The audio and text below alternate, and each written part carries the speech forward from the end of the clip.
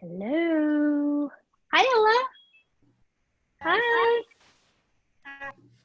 Hi, McKenna. Hi, Shirley. Hi, Tegan. Hi, Cam. Hi. Hola, Mayari. Hi, McKenna.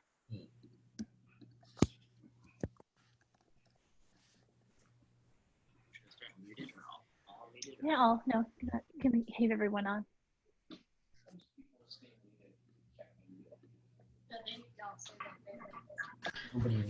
Does Dee Dee want to play with Bobo? Play with Bobo. Dave, can Dee Dee play with Bobo? Oh, yeah. Hey. He's upstairs. We're going to check. Hi, Bobo. Yeah. Hey. Hi.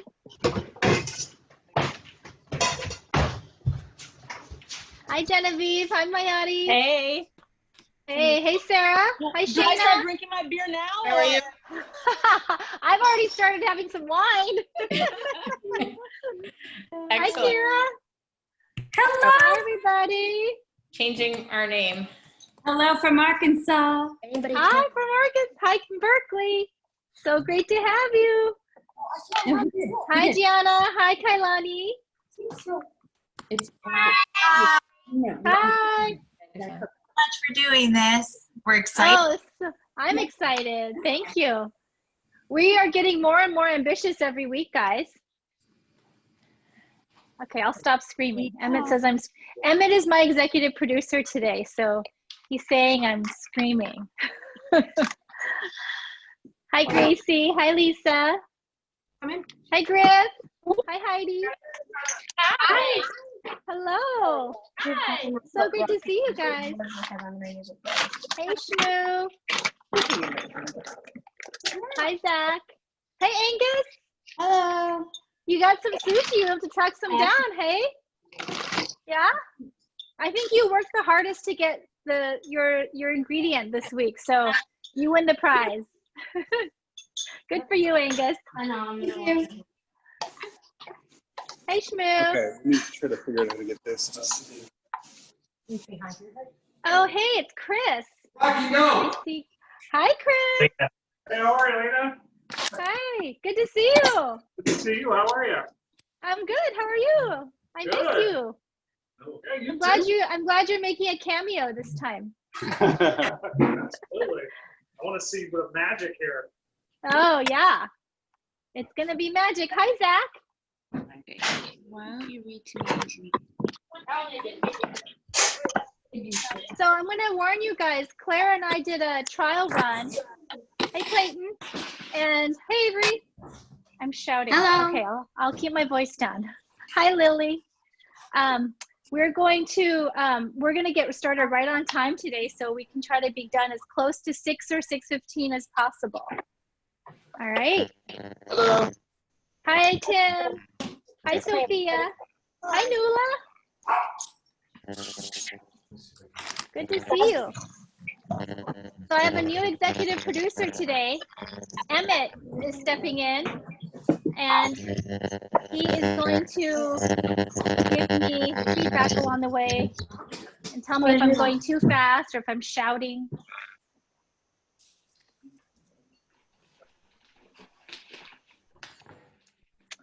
Hi, Sabrina. Hi, Winnie. Hi. Hi. Hi, Maddie. Hi. Good to see you. You too. I'm so happy to have so many returning alums and new guests too. Hey, Griffin, what sushi did you get this time? What sushi did we get? We got ahi. Okay, great. So can I see a quick show of hands from people? How many of you got 2 kinds of fish? How many of you got 2 kinds of fish? Oh, and I see Zach has 3. Okay, so most people have 2 kinds. Excellent. Okay, good. So what I told your parents in my email yesterday, if you have 2 kinds of fish, originally I was going to make one big poke with both kinds of fish. And Claire and I tested that out this week, and we decided that those, like, having 2 kinds of fish is not quite as fun. So we're actually going to make 2 different kinds of poke today. So as we get started, I just want to make sure you have 2 separate bowls for making 2 different kinds of poke. So get 2 bowls that are big enough for you to make.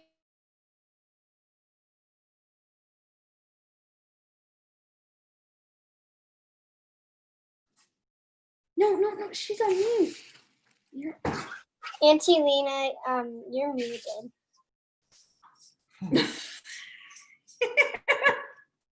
Hey, tell Emma that he needs to get with it. Hang on. He's still muted.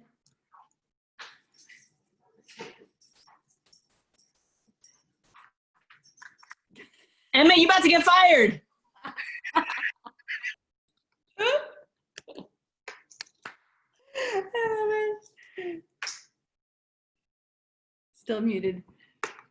Mm-mm. Audio. You're back. I'm back. You're back. Emma's freaking out a little bit over here, but so I assume you missed everything I just said, but I'll repeat myself. All I was saying is that, Emmett, chill out. If you're making 2 different kinds of poke, make sure you have 2 different bowls for mixing. And if you also want to have a bowl that's big enough for you to mix rice. Ideally, you should not use an aluminum bowl for mixing rice because that can make your rice taste kind of funny. So I'll be explaining a lot of the reasons why we're using certain ingredients along the way. And yeah, explaining kind of why we do what. And so I think we're probably going to be about, hi, Morgan, my brother's here. We're probably going to run until about 6:15 since I can be a little bit long-winded, but I'm going to try to move us through quickly. We won't be using the stove this time, but we will be using a microwave. So if you have your microwave nearby, just keep that in mind. And we're going to get started. So it's 5:05. I want to get us moving. So the first thing we're going to do, everybody, is we're going to cut our vegetables. So take your, you're supposed to have 2 cutting boards. If you only have 1, that's fine. If you have 1 cutting board, just be prepared to wipe in between. But take 1 cutting board now, and we're going to start with cutting our cucumber. So make sure your cucumber is washed. And the reason I chose Persian cucumbers, I specified this kind of cucumber or English cucumbers, is because they're less seedy than normal cucumbers. And I'll show you why. So the first thing I'm going to do, I'm going to line up my cucumber. I'm going to cut up 2. And I'm just going to cut the ends off, line them up and cut the ends off, and then throw the ends into your compost bowl or your garbage bowl here, okay? And then the next thing I'm going to do is I'm going to cut them in half long ways, like this. And you can see the seeds are really tiny. They're really soft and tiny, so they're easy to eat. And this kind of cucumber is really crunchy too, so it's nice. So I'm going to cut my cucumber in half. Lengthwise. I'm doing again with my second cucumber. And then I'm going to take each half and I'm going to cut them each into like 3 strips. Because you want them like little bite-sized pieces. So they're kind of like this, like that. Okay? So just cut them into strips. If anyone has any questions, don't forget you can ask. You can raise your hand or you can put it into a chat. If you're unmuted, might be times I might mute everybody, but if we're unmuted, you can just call out. And I'm going to line up my cucumber strips again, and I'm going to cut them into like little triangles. And again, these are pretty small. You want them to be kind of delicate and small, a little crunchy, not too big. Okay, just stack up your cucumber and cut them. Just takes some time. Now, we're going to do what she's doing. We're going to check it this way. Okay. Doesn't matter if they're a little uneven, it's totally fine. So I'm going to put my cucumber into a bowl. I'm just going to, we'll save it for later. Yeah.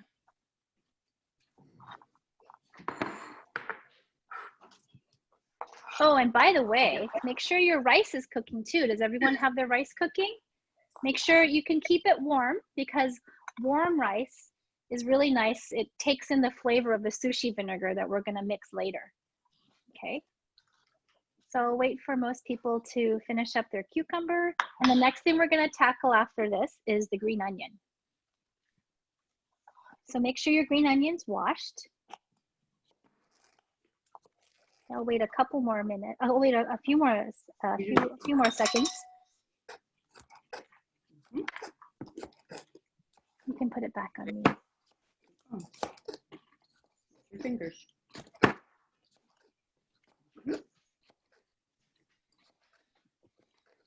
The other reason I like Persian cucumber, if you see it at the store, is that the skin is really thin, so you don't have to peel it. Sometimes some of the other cucumbers, like the dark green cucumber, you kind of have to peel it because the skin's really thick. But Persian and English cucumbers, you can eat the skin.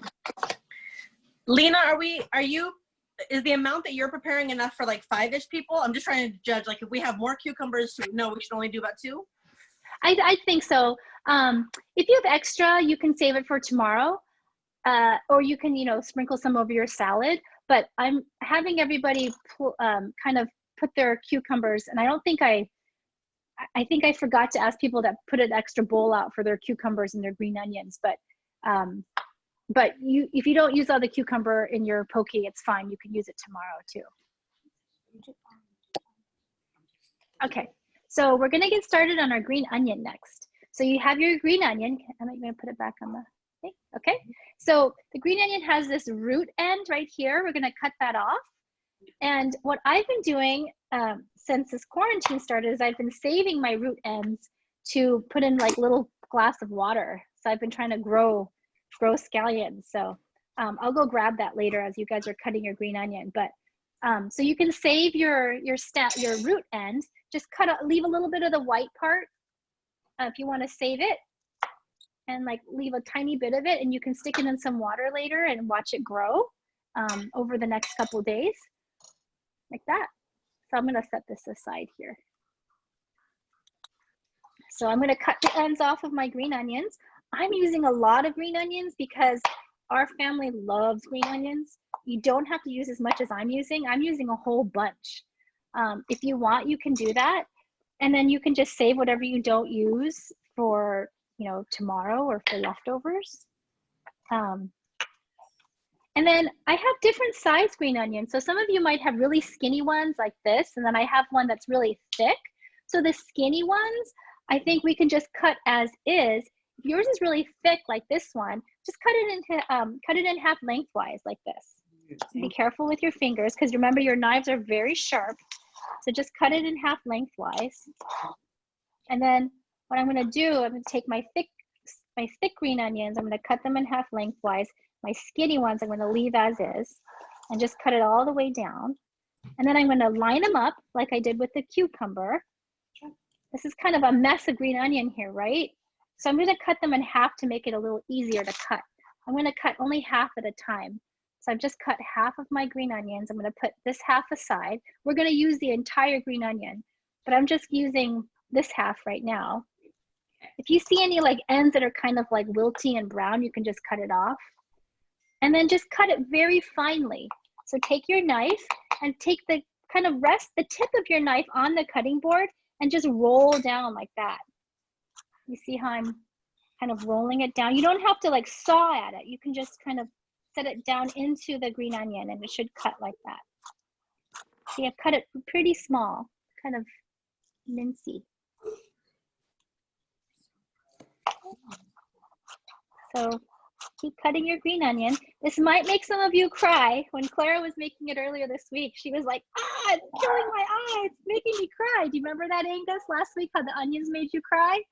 This can happen with green onion too.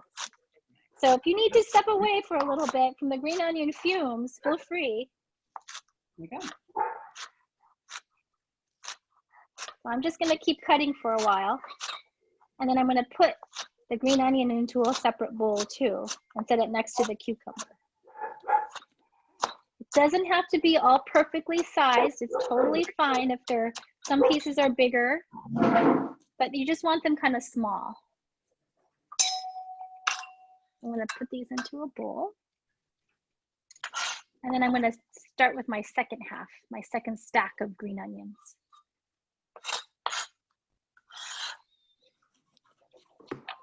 Good work, everybody. Okay.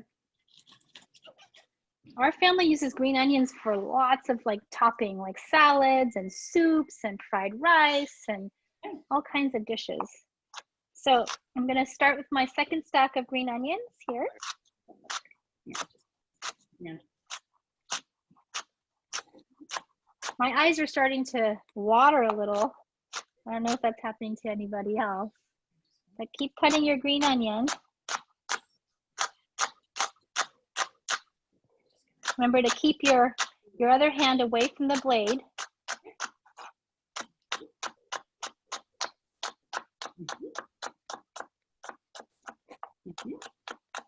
There. So I have my second half of green onion cut. And then it's just time to water. Yeah.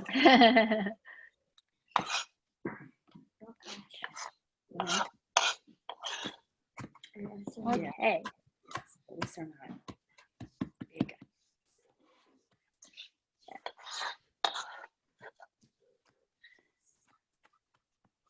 Okay. Everybody good?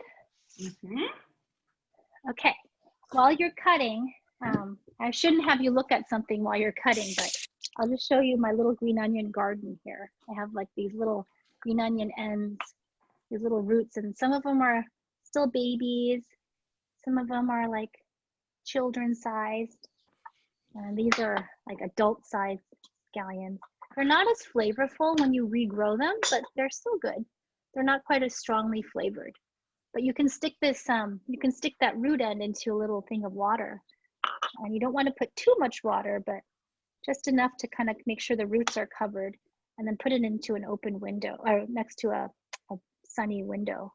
And then you can watch them start to grow, start to sprout.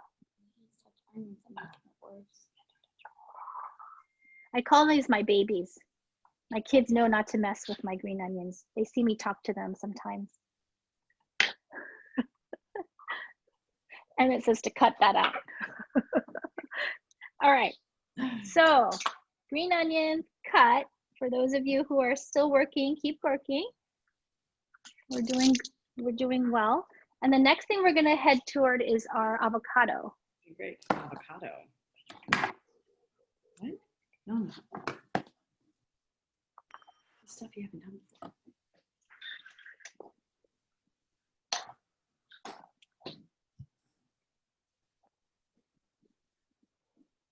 All right, so we're doing pretty good on time. Okay, so for those of you who were with me, what was it? Salmon? Oh yeah, avocado or avocado salsa day.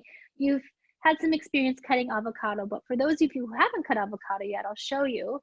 I'm going to take this avocado. Your avocado should be firm, but not too soft, but soft enough that it's not hard like a rock.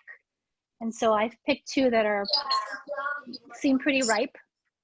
So I'm going to take my avocado, and very carefully I'm going to take my knife and cut into it, and then go around. Make sure your other hand is out of the way as you kind of rotate around the circumference of the avocado, and then twist it open, and you'll have two halves. So I'm just going to start with one avocado right now. Some of you can cut your second one if you want.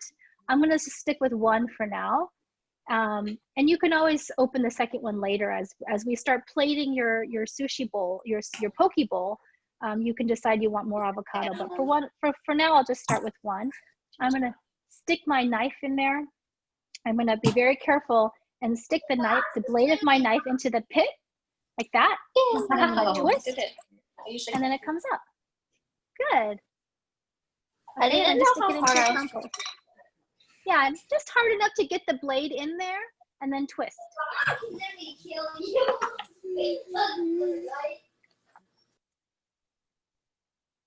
Okay, so I'm going to take my knife now. I'm going to score the avocado. I'm going to score it like that. I'm going to cut some lines down the length of the avocado, just like that. I'm cutting, and this is a kind of a medium-sized avocado, so I'm cutting like 5 lines into it. And then I'm gonna cut it crossways, so I make a grid. I make little cubes, just like that.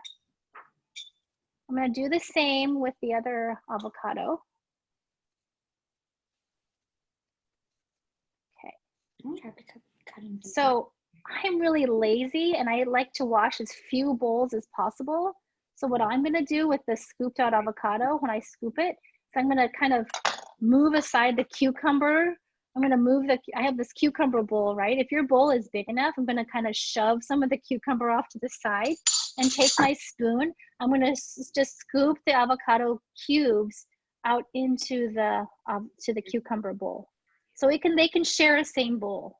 Got it? Okay. And then I have the second half. I'm gonna do the same. Okay. So satisfying. Great work. Hi, Vanessa. It's so satisfying. It is, isn't it? And try to like waste as little avocado as possible. See? Okay.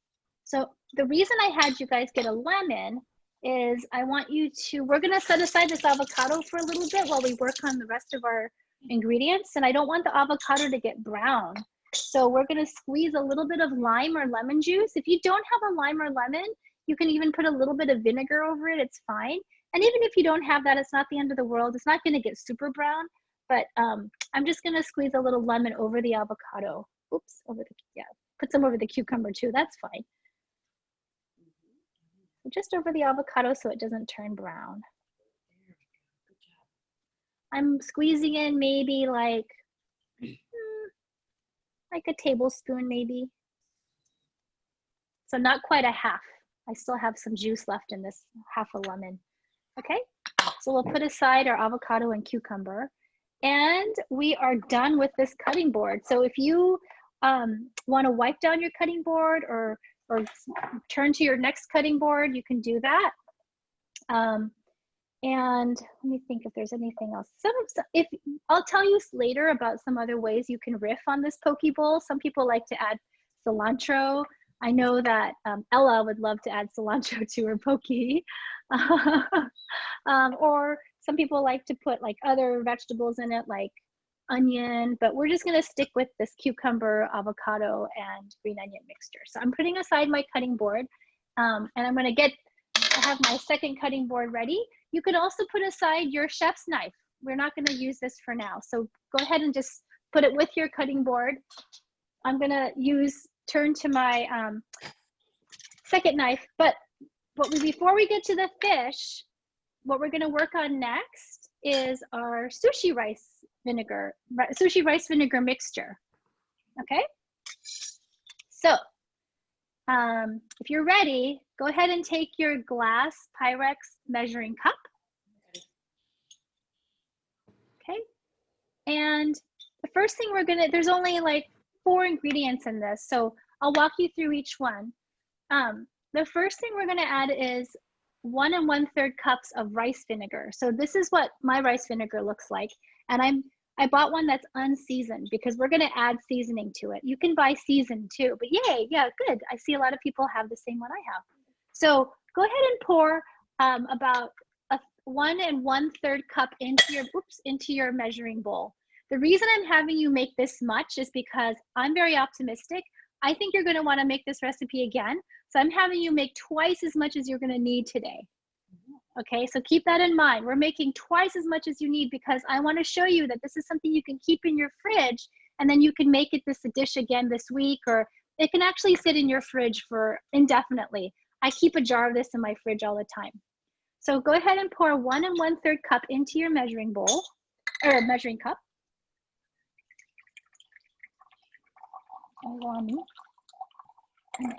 Where is the camera? It is? Okay. All right. There.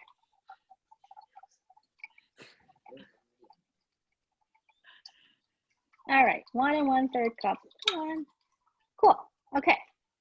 Next, this is optional, but this actually makes it kind of enhances the overall flavor. is adding kombu. I want to tell you about this ingredient. This is seaweed. And when you buy it in a package, it's just like kind of hard. You can kind of see it's like kind of hard. It's not flexible. It's very brittle actually. See this? Yeah, good. I see some of you got it. So just break off like a cube of it, or like a one inch piece of it, like a rectangle or a square. It doesn't have to be perfect. Like 1 or 2 inches is fine. So I'm just gonna break this in half. See this? You can put more or less, and just throw it into your rice vinegar. And then you can save this kombu for other uses. I'll tell you what else you can use it for later. Okay, so save the rest of your kombu. So seaweed is really good for you, and it adds a lot of flavor. It adds umami to dishes, but it's also really, really good for you. And it'll make this kind of taste really savory. So the rice vinegar ingredient next we're gonna use is sugar. So I know this seems like a lot, but we're gonna add 4 tablespoons of sugar. Okay, I'll kind of slow down. I see some of you are still putting in your seaweed.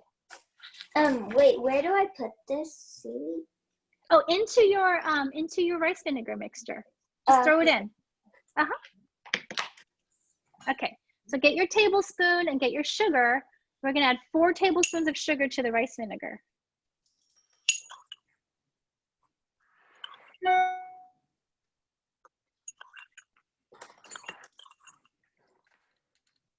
Okay. And after you add your sugar, the next thing we're gonna add is 2 teaspoons of your kosher salt. I like to use kosher salt because it's not too salty. The iodized salt can be a little bit too salty, but kosher salt has just the right amount of saltiness. It's easier to kind of control the amount of saltiness in your food if you use kosher salt. So I'm using 2 teaspoons of kosher salt. I'm just adding it to my rice vinegar mixture. Okay, and just kind of swirl it around. You don't have to use a spoon yet, just swirl it around. And then we're gonna put it in the microwave for 1 minute. Oh. Okay, that's it. So go ahead and put it into your microwave for 1 minute. Ready?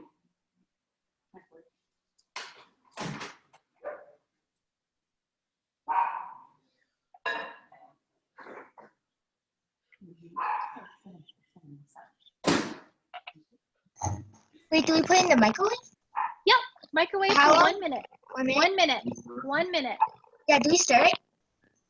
You can sort of swirl it around, but then go ahead and put it in the microwave. The sugar and salt will dissolve. When we take it out, we'll stir it. We'll stir it some more. Tegan, you have a question? You're muted. Okay. All right. So everybody got their rice vinegar in the microwave? Okay. Cool. All right. So I'm going to take mine out and then get a spoon and get ready to stir it a little bit, and then we'll be done with this step.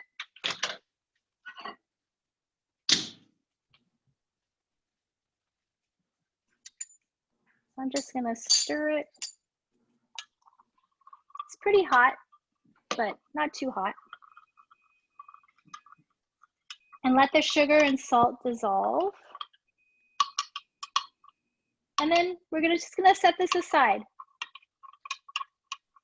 Okay, so we're gonna forget about this rice vinegar mixture for now. So once it's out of your microwave, stir it with a spoon, make sure the sugar and salt is mostly dissolved, and then just go ahead and set it aside.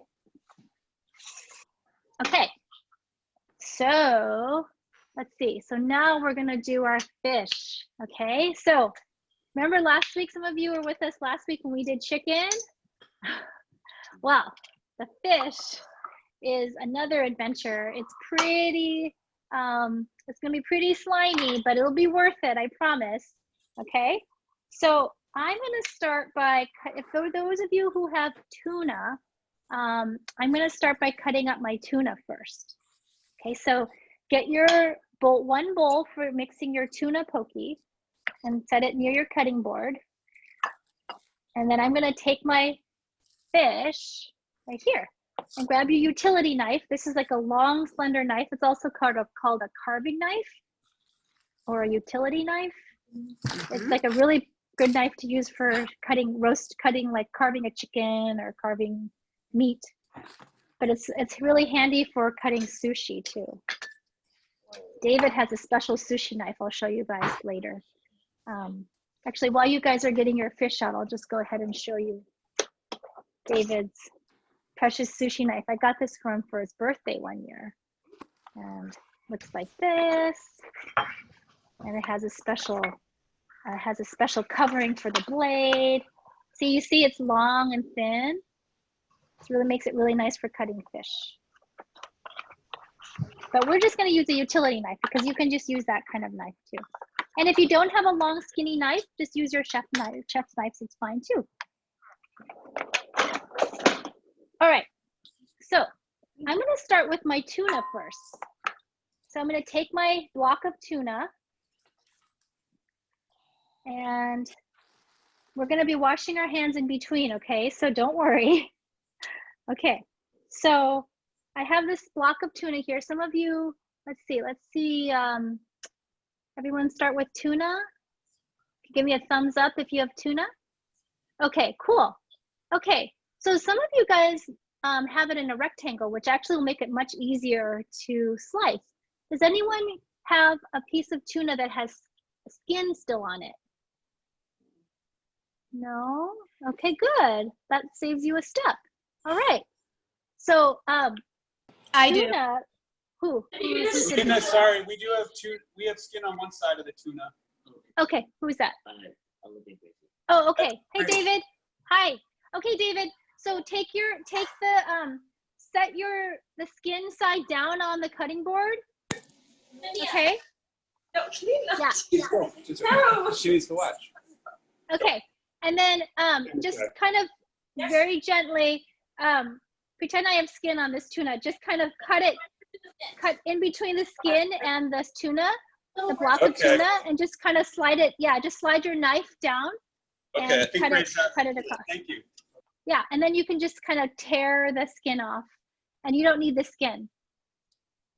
Okay. All right. So just go ahead and cut your tuna into cubes. So if you have a really sharp knife, that's why I suggested your knives be really sharp. Just cut it into strips. So my strip looks like this, right? Just looks like that. So go ahead and just cut these into strips first, and then we'll show you how to cut it next. Some of you have blocks, which is fine. I'll show you roughly the size and shape of the tuna that you're gonna cut later. Auntie Lynna? Yeah, Clayton?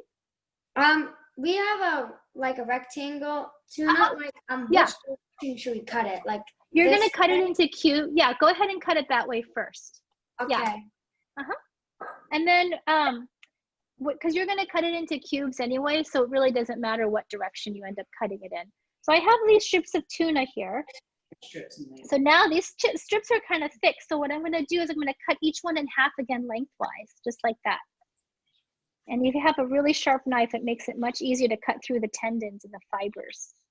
Okay, so I'm cutting each strip into half lengthwise. This is what mine looks like. The shape of your tuna might be different. The end result you want is just cubes. Okay.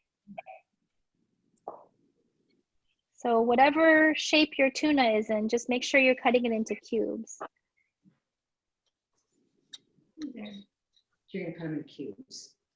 So I don't know if any of you guys have what I have on my tuna. This is called a bloodline. It's really dark red piece of tuna. It's edible, you can eat it, but it's pretty strongly flavored and some people don't like the texture. I'm gonna throw this, I'm just gonna toss it. It's not a big piece. I'm just gonna toss this dark red piece of bloodline here. Okay. Lynna? Yeah. Do you recommend tasting it just so we know what you're talking about? Tasting it? We just pop it in our mouth and see what you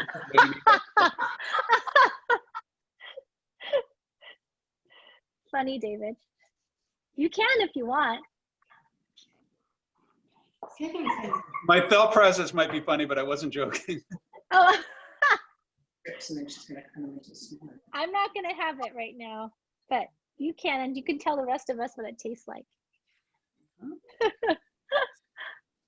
Especially if you have some beer to wash it down. Okay, how's everyone doing with their tuna? Pretty good? Okay, so I'm gonna now turn my strips of tuna. I'm gonna cut it in the opposite direction so they're little cubes.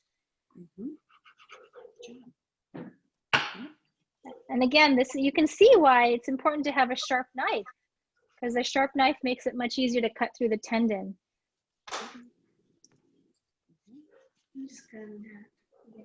Okay. No, you cut them into cubes. Cut it into cubes. That's right.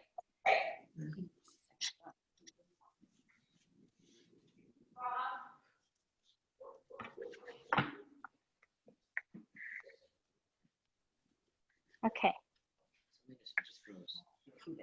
Okay. So I'm just gonna toss this tuna into my bowl. Awesome.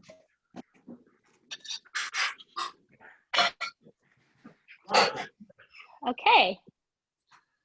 David, did you, hey, David Channer, did you taste that bloodline?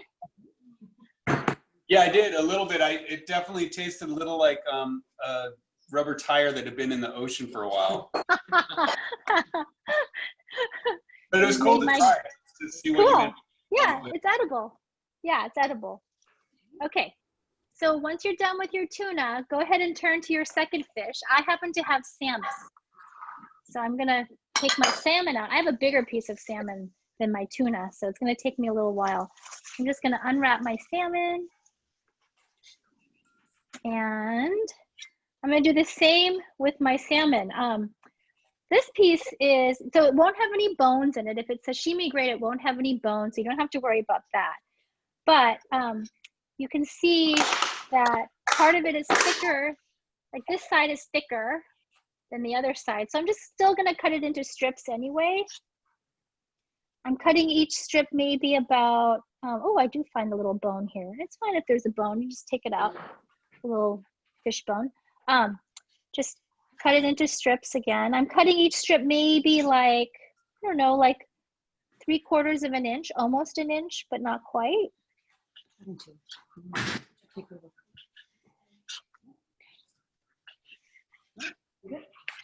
Good job, everybody. You guys are impressive. You guys are amazing. I know very few kids who've handled sashimi grade fish, and you're about to make a pretty amazing dish with this. So I've cut my salmon into strips. There's like a this fillet has like a skinny side. So I'm just gonna cut my skinny side into cubes first. This is the part of the salmon belly. And the salmon belly tends to have more flavor and more kind of richness to it. So I prefer the belly part. You can see all the white is like really good fish fat. It's good for you. So I'm gonna stick my cubes. You can see here I have my cubes here. I'm gonna put it into my second bowl.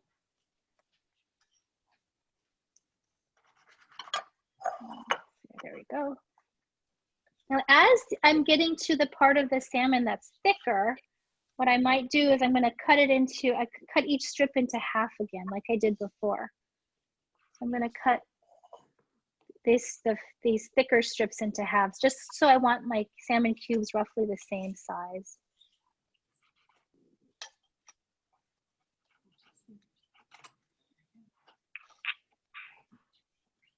How's everyone doing? I hear some cutting. Good. Nice. Good job.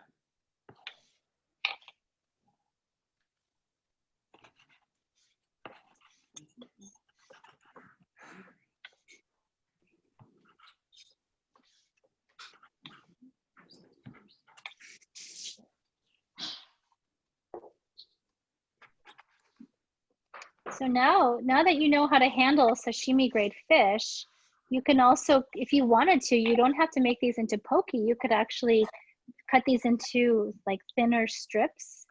And and make it into like a sushi, like a chirashi, a sushi bowl. If you just want to eat this plain with rice and not add any flavorings to it, we're going to make a poke bowl, which is poke bowls or a poke salad, which will have other flavorings in it. But you could just eat this as is, just dipped in some soy sauce. Mrs. Lynna, can I have raw fish? Can you have raw fish? Yeah. Like try something. Yeah, can I like Oh, try right now? yeah. If it's sashimi, great, of course, Angus. Yeah, you can try it. It might taste better if you dip it in some soy sauce, but you can try it as is.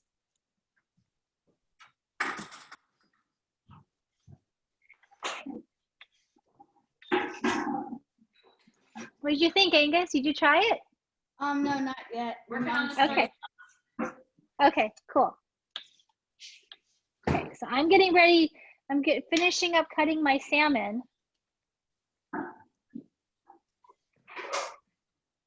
Okay. And then we're gonna put the last of my salmon into my bowl. And I'm gonna just go ahead and just get rid of this cutting board and knife and wash my hands. So once you're done cutting up your fish, you can put this in the sink and go wash your hands. Oh man, that's good. Is it good, Kira?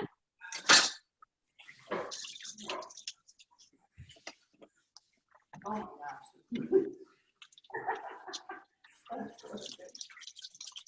Thank you, Macy.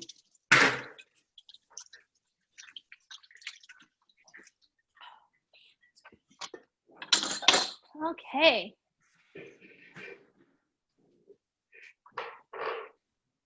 Great. Okay, everybody. So we're gonna start making poke now. I see some people still cutting, which is fine.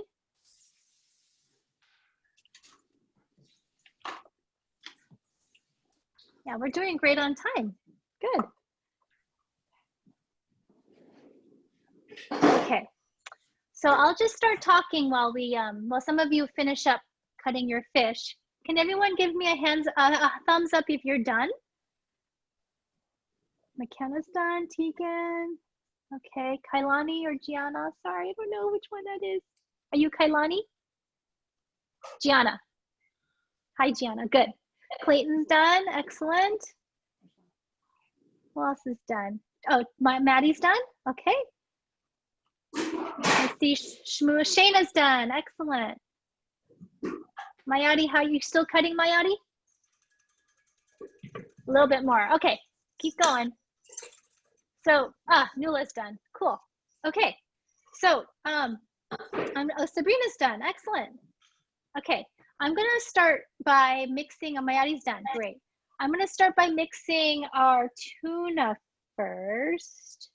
Yeah, let's do tuna first. Okay, as we cut that first. So, for the tuna, we're going to mix it. Oh, I don't know if anyone here does not like mayonnaise.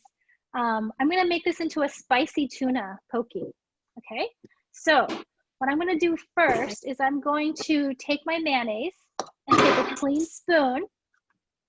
And I'm gonna we're gonna use our kitchen instincts again this time. Remember, we've talked about that the last few weeks. I'm not a fan of measuring, as you can tell, unless I'm baking. I like to kind of eyeball things. You'll hear me use that term a lot. I like to eyeball and use my instincts. So I'm just gonna start by looking at, because everybody kind of has a different amount of tuna. So I'm just gonna start by adding in as much mayonnaise as I think this amount of tuna needs. If you're worried about using too much, then just use a little bit. Just start off with one spoonful. And when you dollop it into your tuna, don't let it touch the tuna. Don't let the spoon touch your tuna, because you don't want to contaminate the fish bacteria back into your mayonnaise container. So I'm just going to start with one dollop full, and I'm going to put I think I'm going to use a little bit more mayonnaise. But this is why I asked your parents to make sure you guys had lots of spoons, is because we're going to, my executive producer is telling me we need more mayonnaise. Okay, we'll put in a little more. All right. Okay, so I'm putting in about this looks like about 2 tablespoons of mayonnaise, but again, it depends on how much tuna you have. And I'm just gonna mix it in. Oh, and the other thing I'm going to add next is some sriracha. So we want this to be a spicy tuna. So I'm going to mix in like a couple squirts of sriracha, depending on how spicy you're willing to try it. I put in maybe like a teaspoon and a half or so. And we can always add more later, but go ahead and mix it all together. Yeah. Can we use the Japanese Kewpie mayo? You can use Kewpie, yes. If you have Kewpie, go ahead and use Kewpie. I figured most people would have just regular mayonnaise, but yes, if you have Japanese mayo, feel free to use that. And just squirt in. Just squirt in as much as you can. Sriracha, would chili paste work? It could. It might be a little bit spicier, but you could try that. Kira, try that. Yeah. Okay. I would say go ahead and try that. But put in a little bit less, like maybe like half a teaspoon at first. Because the flavor of the chili paste tends to be a little bit stronger than sriracha. Okay. Okay, so I'm mixing in this tuna and mayonnaise and sriracha. I'm also gonna now add a bit of soy sauce, just a dash of soy sauce. I'm just gonna go around and just like one rotation around, and I'm gonna add some sesame oil. Again, just one rotation around of sesame oil. I know this might be killing some of the parents who prefer to cook with measurements. I am not that precise. Lynna, what was before the sesame oil? I'm sorry? You said it was what was before the sesame oil? Oh, soy sauce. Okay. Yeah, soy sauce. So I'll put my ingredients here. I have my mayonnaise, soy sauce, sesame oil. The next thing I'm going to add in is some green onion that we cut earlier. I have a question. Yeah. How much sriracha did you say to put in? It depends on how spicy you think your family is willing to have, how spicy you're willing to have it. So I just put in like 2 squirts. Okay, what about the soy sauce? Soy sauce is like one rotation around.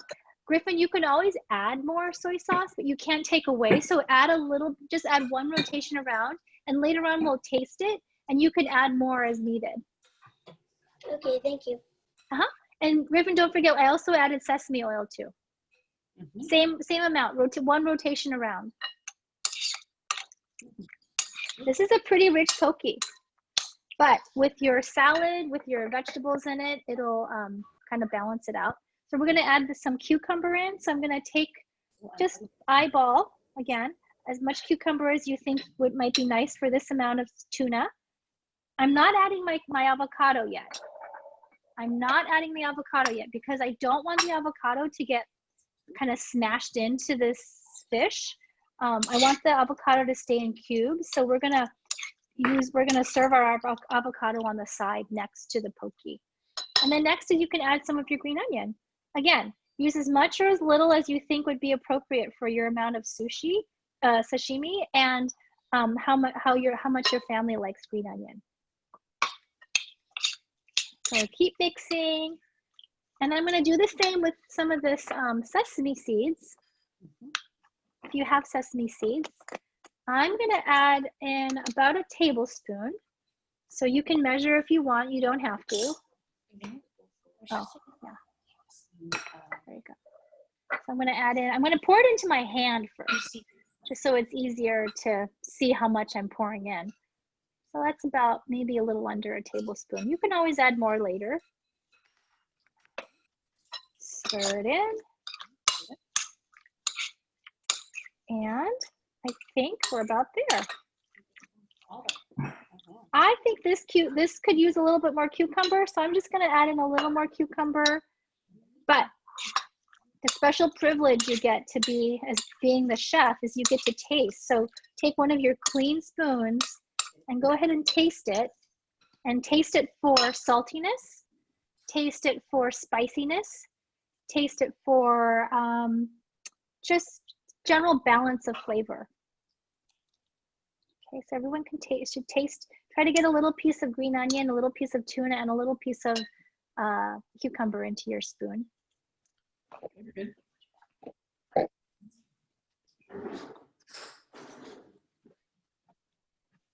What do y'all think? It's really good. Awesome. Clayton, you like it? Good. Angus, you like it? Is it spicy Oh. enough, Angus? Really good job. Good. Mayadi, what do you think? If it needs more soy sauce, I'm doing it needs a little more- salmon. Oh, you're doing the salmon? Okay. I'll show you the salmon next too. Okay. So I'm making a spicy tuna now. If it needs a little bit more salt, you can add more soy sauce or you can add salt. It's up to you. So the other thing is sometimes people like to riff on this poke. If you wanted to in the future, you could also add some like other ingredients like seaweed. You could add raw onion. Some people maybe like put in a little bit of lime or lemon. You can do that too. But I think I'm just gonna keep it simple and just say that this is done. So I'm gonna set this bowl aside. I'm gonna turn to my salmon now. And if you're gonna do tuna with this particular concoction next, you can. So this mixture is going to have a soy sauce sesame mixture. So the things that we're pretty much going to be putting in the same ingredients minus the mayonnaise and minus the sriracha. Okay, so same things. Cucumber. I'm going to put in my cucumber, and then put in my green onion. I'm not adding in my avocado because I don't want the avocado to get all smashed in when I toss this together. Sorry, Lynna, can we ask a quick question? Yeah. So the previous preparation you did with the tuna, could you do that with salmon if you wanted to? Yes. Yes. Okay. Yep. It's totally interchangeable. So the main seasoning for this this particular kind of poke is going to be the soy sauce and sesame oil. So I'm going to put in maybe like 2 rotations of soy sauce. And then take a big spoon and stir it. And then I'm also going to put in sesame oil. I'll slow down a little bit. I'm just going to put in 1 rotation because the salmon is a little bit fattier, so I don't need it to be super rich. And one ingredient Clara suggested we add to this poke is a little bit of sugar, because we think that it tastes kind of nice to have a little bit of a sweetness to it. So you can add sugar, you can add honey, you can add agave, whatever kind of sweet element you have. I was telling Clayton's mom this morning, sometimes if you just have whatever you have on hand, like if you have an extra orange or something and you want to use orange juice instead, you could do that. I happen to have this like sad piece of lime here, half a lime. I might just stick a little bit of lime in. I have this lemon here. Feel free to really flavor it how you want. And then don't forget the sesame seed. So I'm going to put in again about maybe a tablespoon. Pour it in. Great. Hey, Lynna, Yeah, David. can I ask you another dumb question? It's not, no questions are dumb. What's up? Oh, you don't know me that well then. But could we use for instead of agave, if we put like coconut aminos in, they're a little sweet with that? Oh yeah, absolutely. That would be great. Yeah, coconut aminos would be really good. Yeah, if anybody hasn't seen, coconut aminos are kind of like a soy sauce. It's like a dark brown liquid, and it's really good for you. Okay, anyone ready to taste yet? You can take another clean spoon and taste. And just taste for whether it's missing, whether it could use more sesame oil, more sugar, more salt. Oh, I actually didn't add my sugar, so I'll do that. I'm just adding a little bit of sugar, not too much, just a little. Excuse me, Auntie Lynna. Yeah, Clayton? Should we add a bit of sugar to the tuna or no? You can if you want. You should decide, Clayton. I did not add it to mine, but you certainly can. If you want your spicy tuna to be a little sweet, you can do that. Okay. This is your creation. Okay, so I'm going to taste my salmon now. I'm going to get a little piece of cucumber, a little piece of salmon, a little bit of green onion.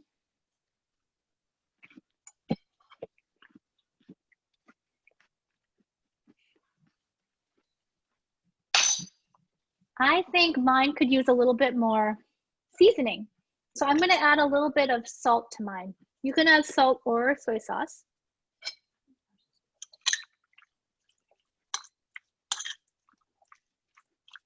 Okay, everyone taste theirs. You can, just as long as it tastes good to you.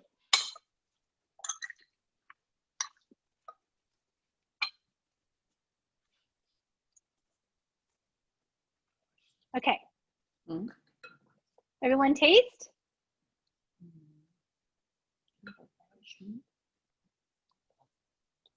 See, taste as you go. Shmoo, what do you think? Is yours salty enough? Does it taste good? Yeah, did you taste it? Okay, good. Clayton, nice, excellent. Oh my gosh, you guys made your first pokies. Maybe it's not your first, but for some of you, it might be your first. So I'm so impressed. So the next thing we're gonna do, this is kind of tricky. Ooh, Mayadi, you have a cool sesame seed grinder. Nice, very nice. It's a sign of a truly authentic Japanese chef. Okay, so the next thing we're gonna tackle is our rice. So I'm gonna go get my rice and get my bowl. This is my rice paddle. Cameron, this is a gift from your mom. Cameron, your mom gave me this bowl. Okay, so I try to incorporate all the gifts that you guys have given me in my kitchen into my cooking classes. Emmett's laughing at me. Okay. So here's my rice. It's still hot in the rice cooker.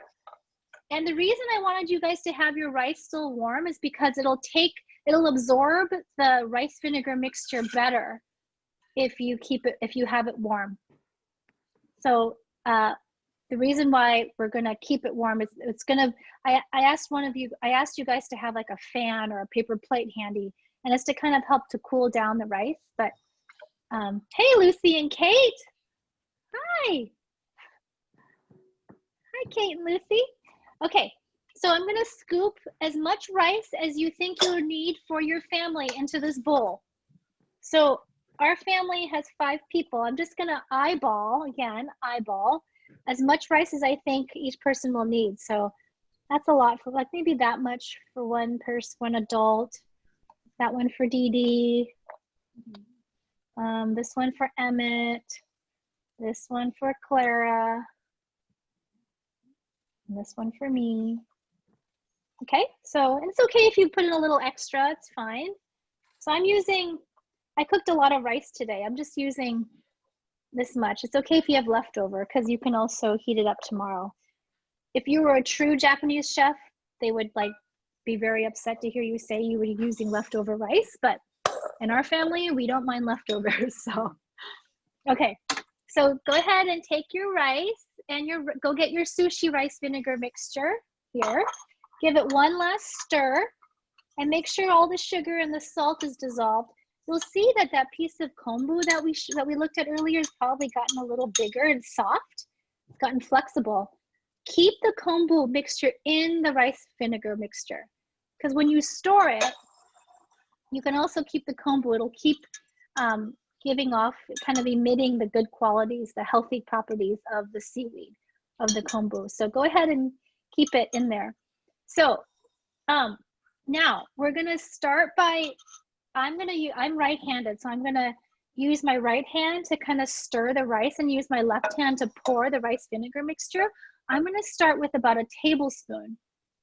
So I'm gonna start with a tablespoon, Avery. I see some of you already with me, ready to pour. So just start with a tablespoon and just rotate it around.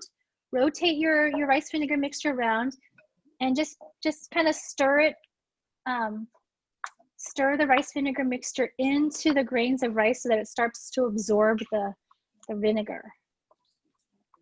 Okay. Again, I'm only pouring in like a tablespoon at a time, or even less now, because you don't want it to be too sour. And you can always add more rice if you want. If it becomes too sour, it's fine. You're probably going to only end up using like a little under half of this rice vinegar mixture that you made. I'm going to pour in a little bit more. It's going to feel really wet at first. That's okay, because it just needs to absorb into the rice. As it sits, it'll absorb in. And then, yeah, I see some of you already starting to fan. I'll grab my fan. Here's my fan. If you don't have a fan, you can use like anything, like a paper plate. Our fan is gone. I'm going to use a plastic lid. I'm just going to fan the rice to cool it down. Okay. And take another tasting spoon if you have it, or just use your fingers if that's all you have, and taste the rice. Taste it for tartness. If it's too sour, add a little bit more rice to it. If it's not sour enough, add more rice vinegar. What do you think? Is it sweet enough? Is it salty enough? Is it tart enough? It's going to be tart, and that's okay. So I'm just fanning my rice to cool it down. Okay, it's 6 o'clock. We're about ready to plate, guys.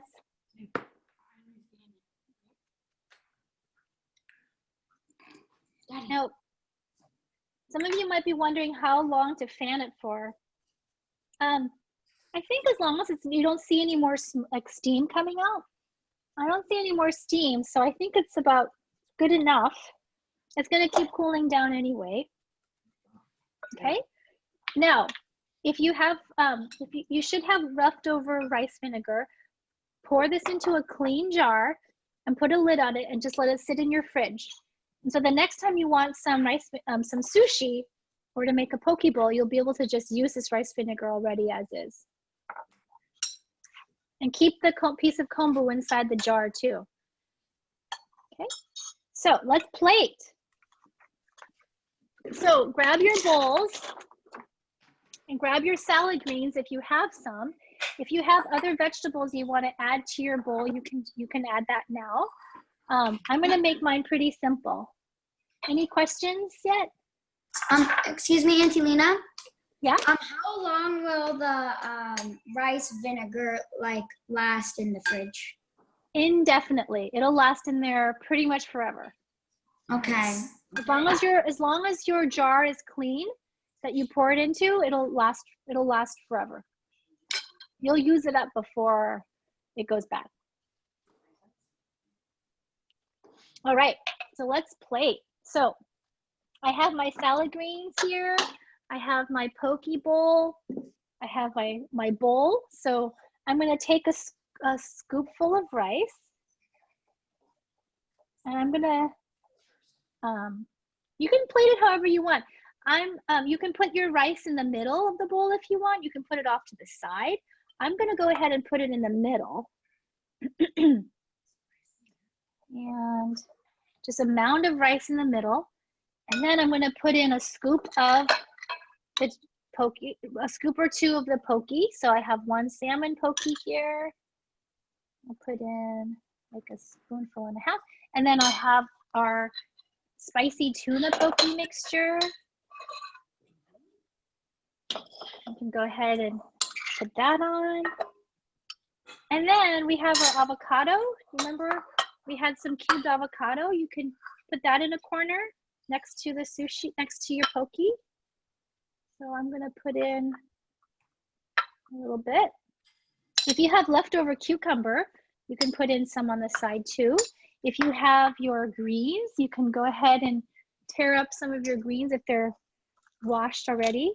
I'm just gonna put some off to the side here, like that. And let's see. Okay, so the other thing I got for another ingredient I got for this poke bowl, and this was an optional ingredient, is ikura. So this is salmon roe or salmon eggs, and it looks like this. Some of you have probably seen it before. There you go. See? They're like little pearls, little translucent pearls. So I'm taking my a clean spoon. This is already cured. It's already seasoned and flavored. It's already salty. I'm just gonna put this in the middle, but you can put it anywhere you want. I'm gonna put it right in the middle. It adds color, you see? And it adds richness. Okay. And then The next thing I'm going to add is just a little sprinkle of sesame seeds. So I'll put this on top, just like one over the top of everything. If you have black sesame seeds, that's nice too. The other thing I didn't include on the ingredient list, but we happen to have at home is furikake. This is like a rice seasoning.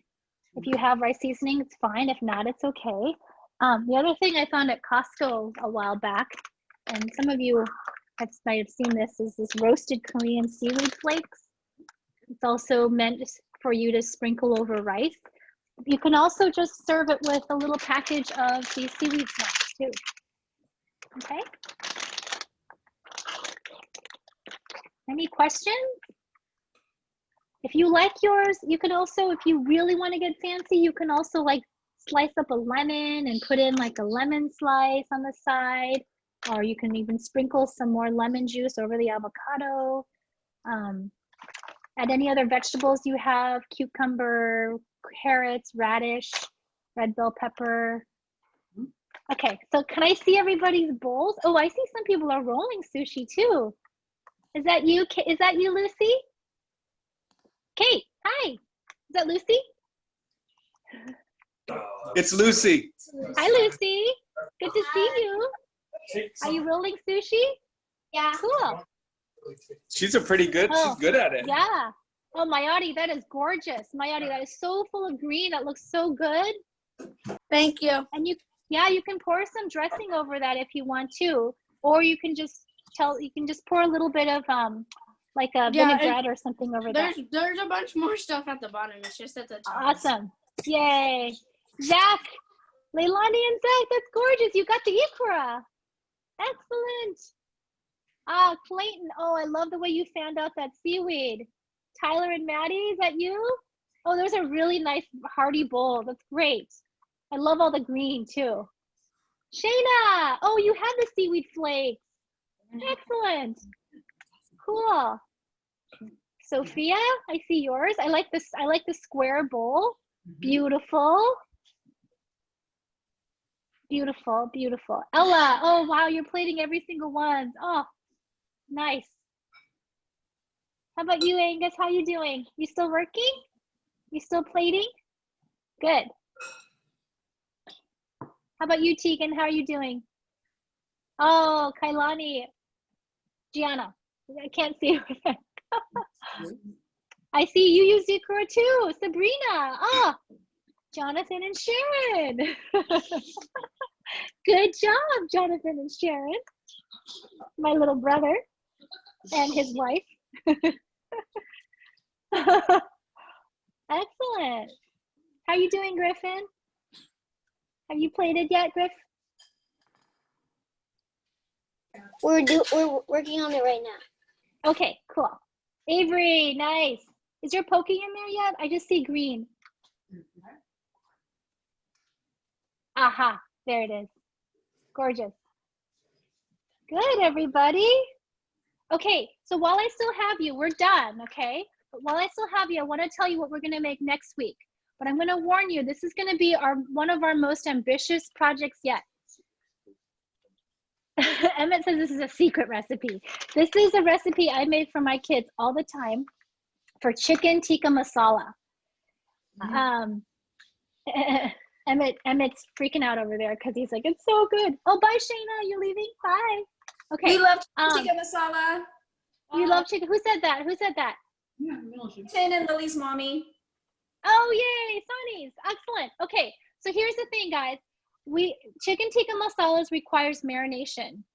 And this very authentic recipe, it's actually not technically an Indian dish. It's kind of an Americanized Indian dish or anglicized Indian dish, but it requires like 24 hours of marination. So David and I are going to record the marination step. It requires a lot of spices. I'm going to warn you. It requires turmeric, coriander, cumin, garam masala, ginger, garlic. It's so good.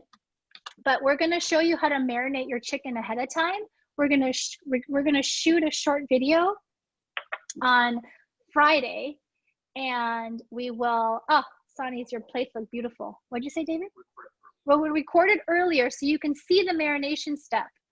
And then I'll send it out to all of you. And then come next Sunday, all we'll have to do is just roast everything and cook it all together. There's going to be a lot of cooking involved next week. We're going to be at our stoves and there's going to be chopping involved, but I think you'll really love the end result.